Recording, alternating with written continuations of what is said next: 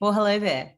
My name is Toltu Tufa, and I'm a psychologist who'd love to talk to you as we head into a night that we've experienced many times over, release from lockdown. It's exciting, isn't it?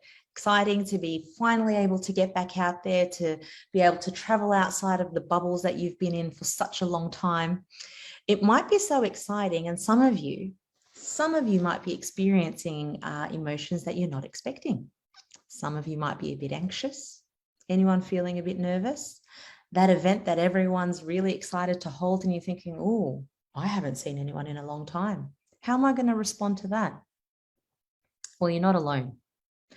I think it's really, really important to remember that for some of you and some of us, that we might be feeling anxious about a situation that we were so excited about. So how do you deal with that situation? What do you do if you're feeling anxious about, meeting up with people and being in big crowds that you probably haven't been in for the last 2 years? I think an important tool to keep in mind and to remember is that what you're looking for when you go into these events are either connection or exposure. And if we jump in to expose ourselves without feeling a connection, it's likely you might feel some anxiety. So maybe keep the first event small, keep them intimate, keep them cozy. Build the connections with people that matter before exposing yourself to everybody else. We've got a long time to do this. We've been a long time in lockdown, but guess what?